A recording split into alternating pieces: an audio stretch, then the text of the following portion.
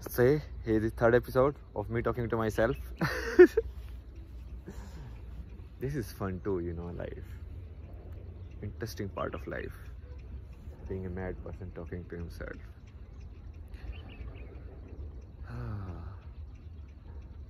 Always, like in the day, so many things comes in the mind, right? Nobody is watching. Why are you doing this? What's the purpose? This, that. But whenever I come outside, it's like somehow you just got the energy, like you just do it. So you just do it.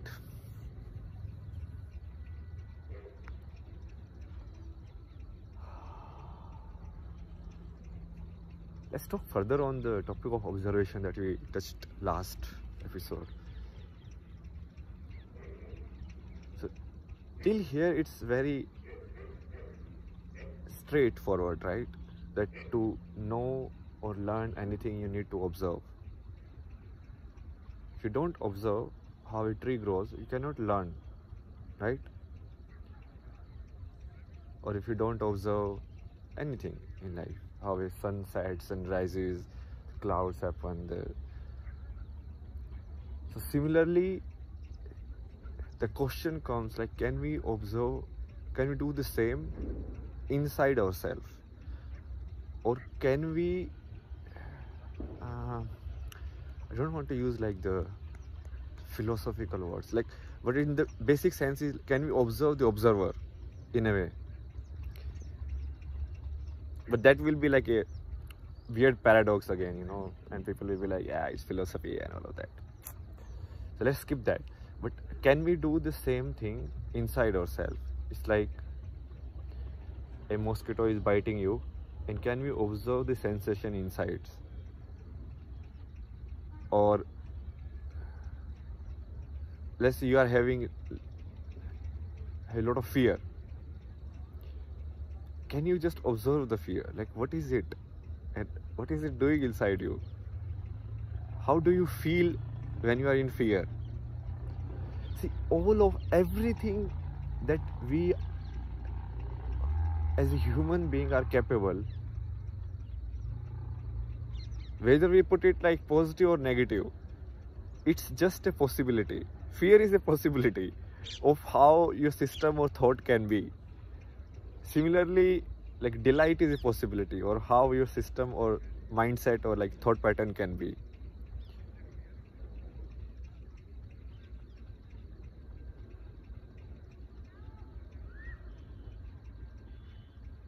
And to observe anything, you have to be, the observer has to be still, basically.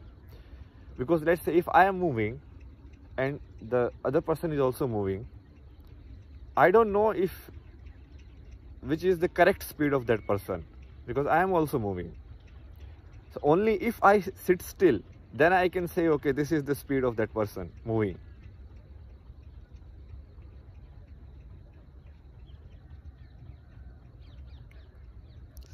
Simple enough, right? I mean, it cannot be more simple than this. Let me think if there will be a more simpler example.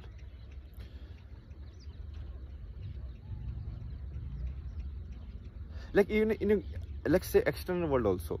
So if to observe, you need to sit still in a corner and then observe, right? You need to fix your position in a way. Even if you want to observe the path of the sun, so unless your tripod or camera is fixed in one place, if the camera is moving, then that won't be the like real path. It's just like you are also changing the position.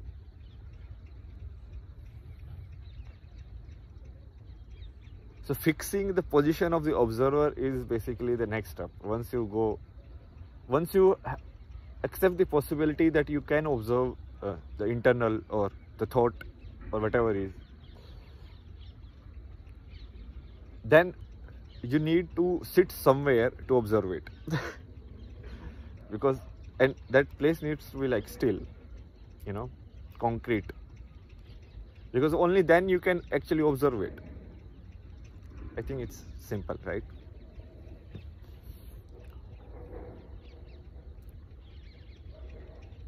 And then it goes further, but I think till here that's like the next step of observation. If you keep observing,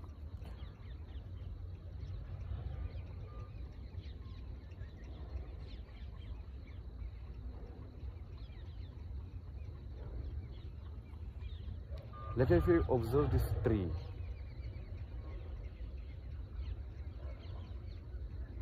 whether the tree is moved by the wind or my eyes are moved by the wind or I am moved by the wind, I cannot know unless I study myself with respect to the wind and then I say it.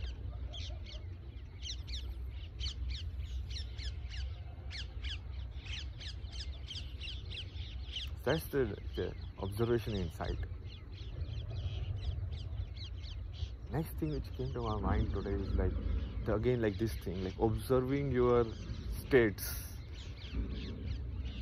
And it's very precious, like every state is very precious. You can never have a particular set of circumstances ever again in your life. So if you want to learn, you should be very observant about the states. Like if you are even having like even positive or what you say negative, any kind of emotions or feeling or thoughts,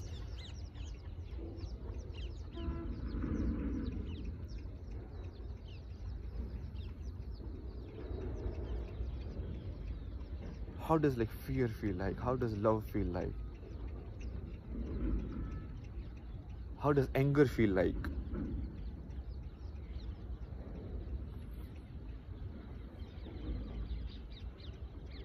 How does like dreaming feel like?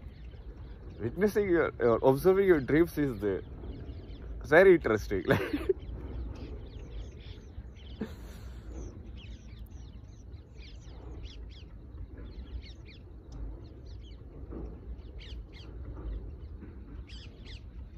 when you're dreaming, or when you're like conscious dreaming, or people say like lucid dreaming,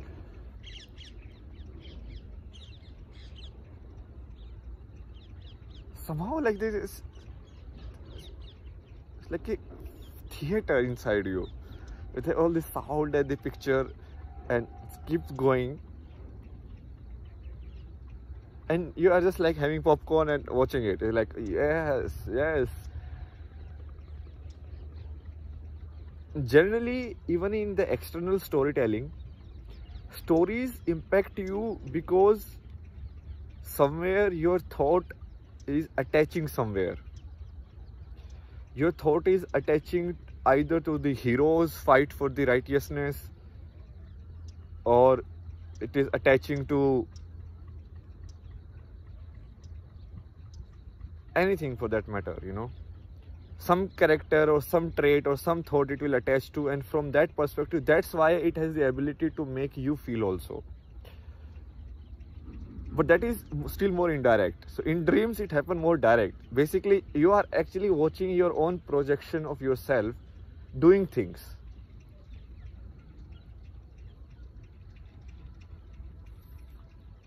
Dream is like the most crazy thing in your consciousness. Like people should pay more attention. Like what is this stuff? Like such a huge puzzle, you know. Like what is dreaming?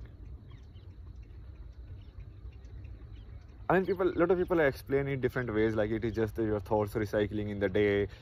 It's just, you know, putting in order, or the unfulfilled desires.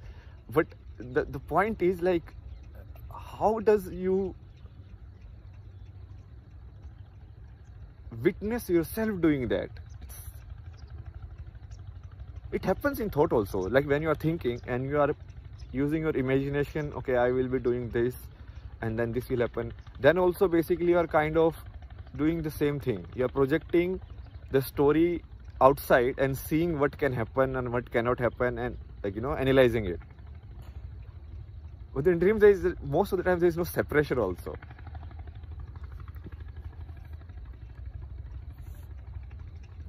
Maybe psychology must have done evaluated it also. But I think the real answer anyone can have is just by observing, you know.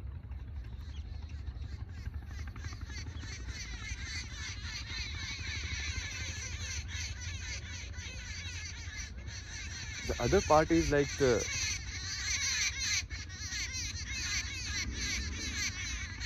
unique nature of existence, and even in humans,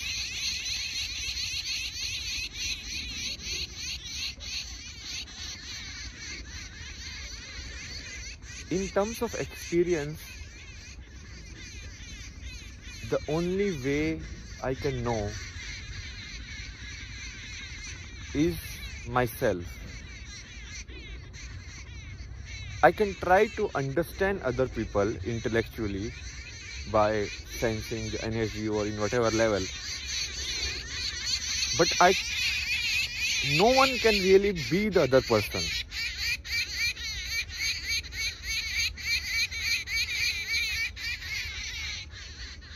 It happens in nature also. So if you see like a tree,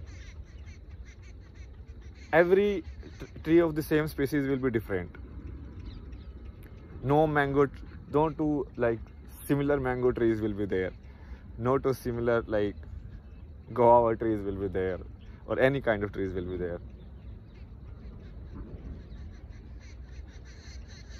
No sunset is same, you know.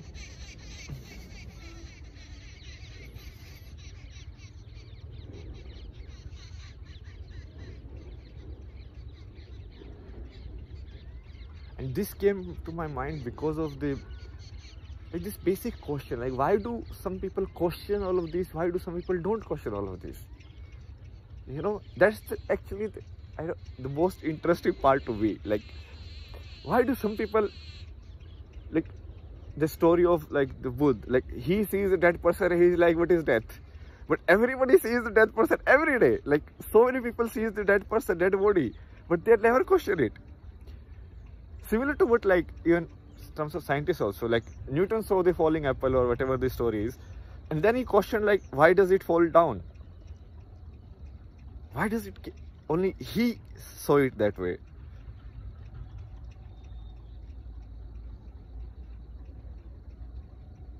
Some way of uniqueness are more accepted in the society, like the Newton's way. Nobody questions, you know, are you stupid? It has always fall down only. Why are you saying why it fall down? But if people actually question about life, or question the state of your own existence, it's not like the most conforming place in the society, at least nowadays. It's like, you are going crazy, why are you doing all this, earn money, do all of this, you know.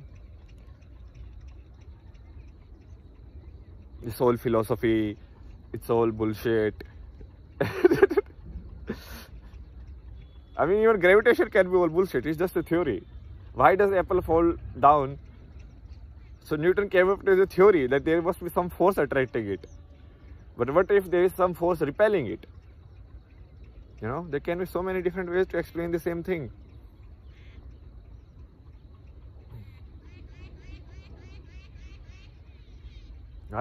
It's like figure and ground relationship, if you see in terms of visuals. So what separates the figure from the ground?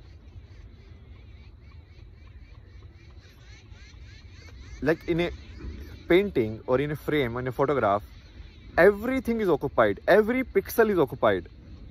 What makes something the main character and everything else as the background of the surroundings?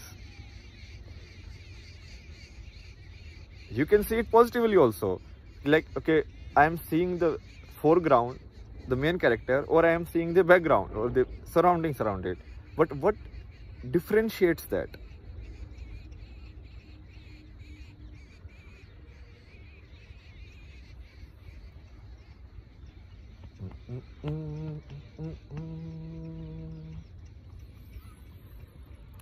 I always try to not go too intellectual, you know.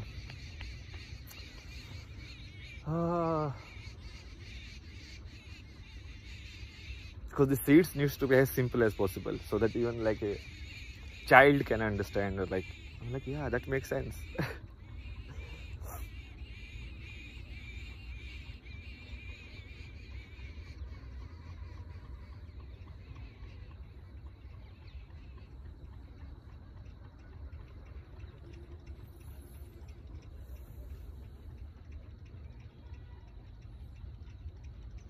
only in humans generally uniqueness is seen as a negative thing. But they don't actually always see it as a negative thing. They only see it as a negative thing till the time. Yeah, actually uniqueness is always seen as a negative. Once you accept the uniqueness and it is more conforming to the society, then it is fine. So if everybody believes Earth is flat and someone comes and says no, it is round, then people will be against it. But if everybody believes Earth is round and someone comes and say it is flat, then people will be against being the flat guy. It's just like once the uniqueness becomes like the popular one, then the people shift this side. Like the uniqueness of the Van Gogh was never accepted in his time. And this is the thing people like don't see, like it's right out there. There is no absolute judgment that you are putting it into. And it was not like, that guy was not known or he didn't have resources to put the work in the right people, in front of right people and everything. He was himself like art collector. So he had all the resources. And people saw it and then they neglected it. But once there was a story associated with it, there was something, and once basically the uniqueness dies, because if the person dies, then the uniqueness dies. Then you can interpret according to your own mind and make it your own. Then it is fine.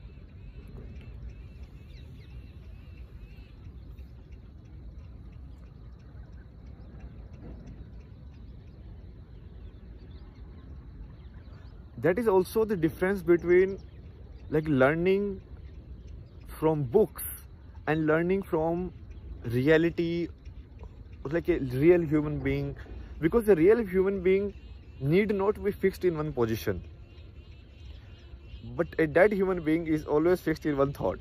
This is what he said. Now whatever we mean it. That person is not going to come and oppose and say like, okay, no, this is not what I meant. You can mean it however you want. So it becomes a property basically. It's not moving in itself.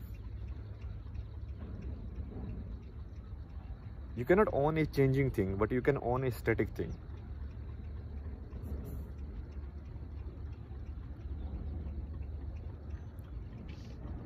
And as a society which is based on largely on the principle of the mind, which is like about ownership, what it can store, it feels like it owns it. Whether it is a good memory of a mountain, good memory of a sunset, good experience. That's what people are doing. People are collecting stuff, right? Either they are collecting stuff outside or they are collecting stuff inside as a memories. And this is very clear, like this is not even like a hidden thing. People like make more memories, make more good memories. So basically they are trying to collect good memories, right?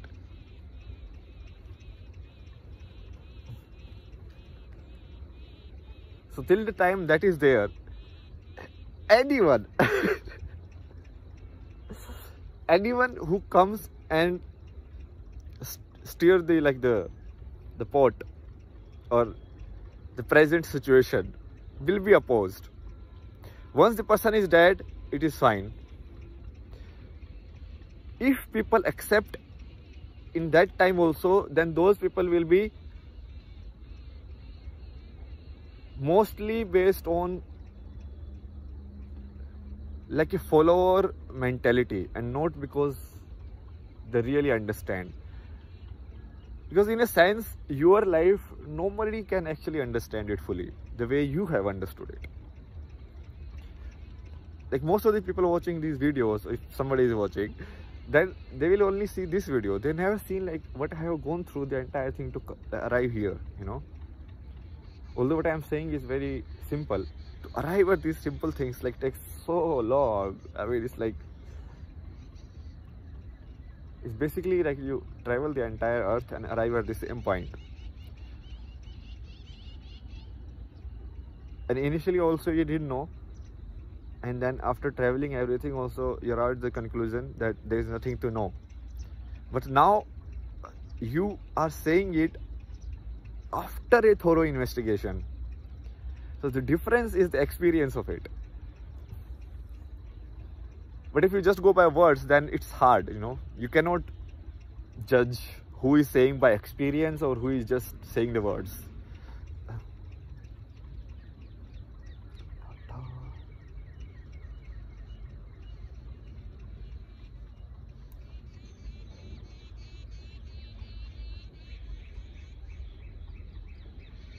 Again, back to the question, like, why are some people like this?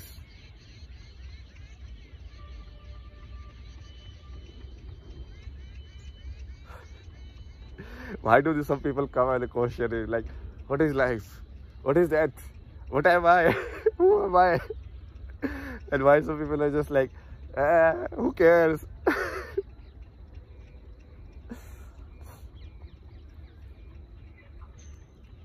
Question is somehow like illogical, because you can never understand someone else. You can only understand you.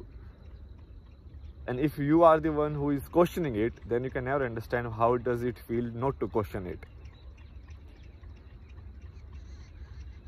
Similar, like if you think about your life, okay, the people you have met, the decisions you have taken, look at them as like a very precise events happening one after another. Even if like one thing doesn't happen, the entire thing falls off. The thought came to your mind, oh, I should do it.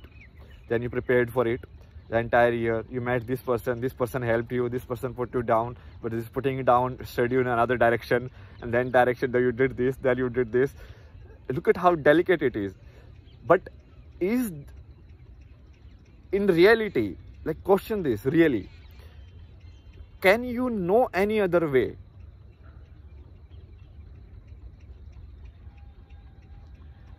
Like this question, like when people say, like, if you get to live this life again, how will you live? You will live the same way. Because in reality, then you won't know this way. That is the only way you will know.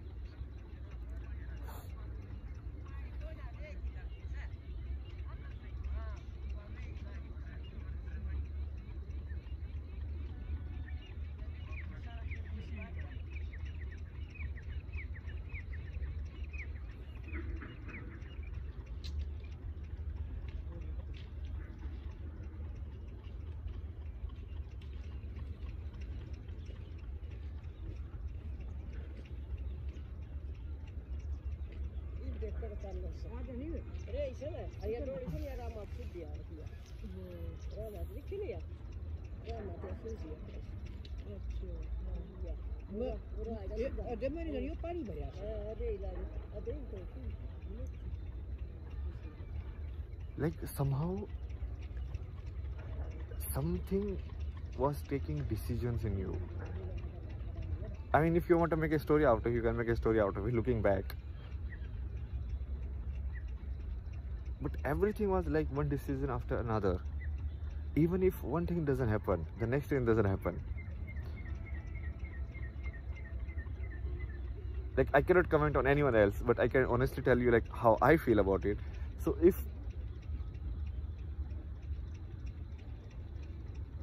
in my childhood, if I had not gone the study route, like studying books, all of this,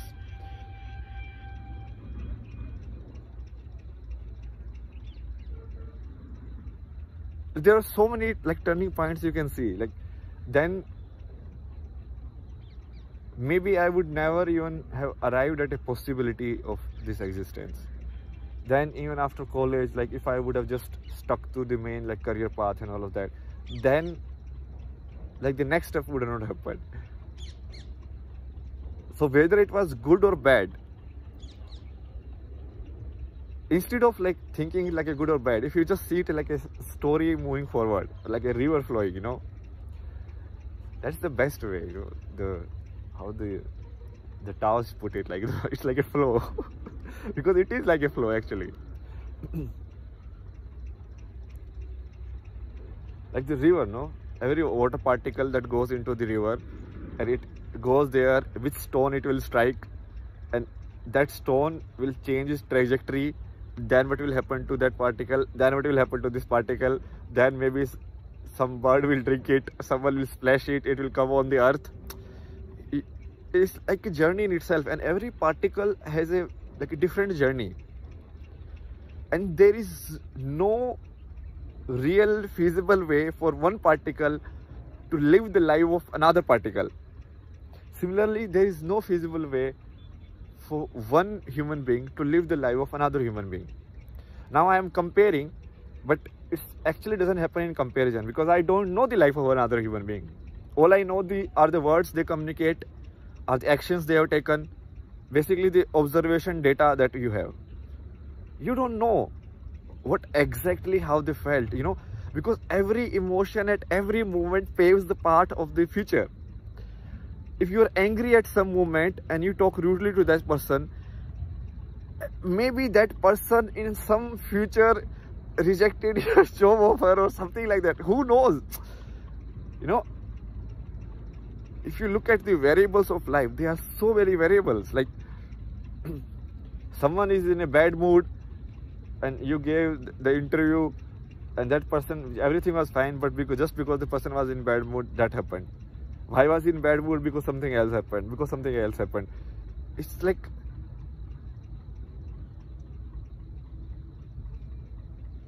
how should I tell?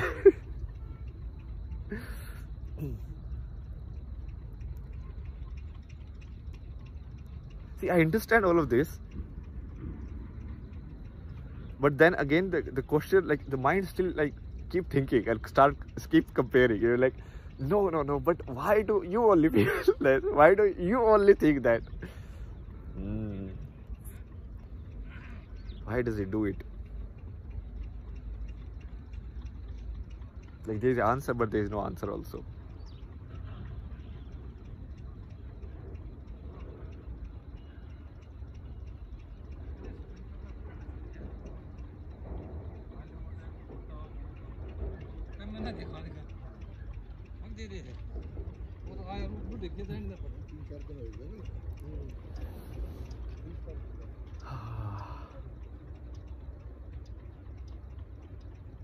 I don't think basically the thinking can give this answer, because it's in a way the answer is like it just is, like there is no why actually, and the why itself is kind of like baseless.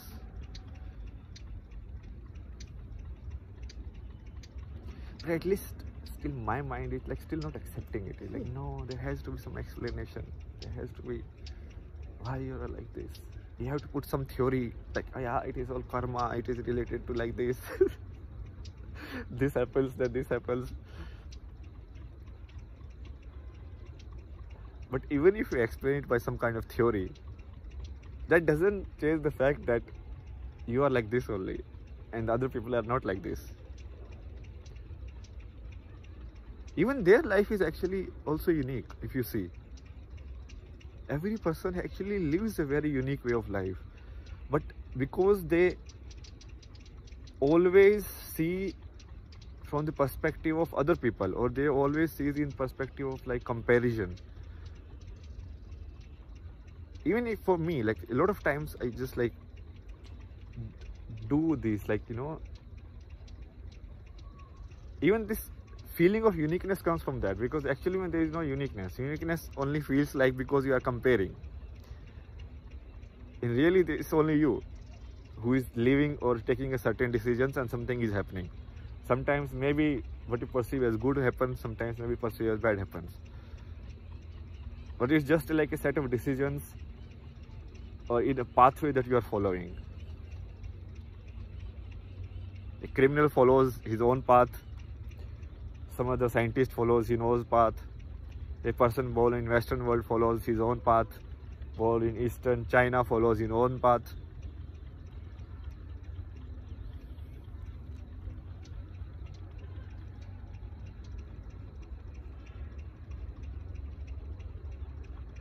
But again, all of this is still happening in the mind by comparing. This is where mind tricks you. It always takes you like evaluating the data. It's like in reality, you are only the real experience you have. Everyone else is kind of like the data projection in your mind. Your life of your friends, life of this life. What you have is the data of like, this is okay, this is event in milestone in their life, this is how much they are earning, this is how happy they are, and this is, so you are relating that, like in comparison to that, where am I, you know, in terms of those data points. But you, in reality, you are actually experience, and they are just a memory.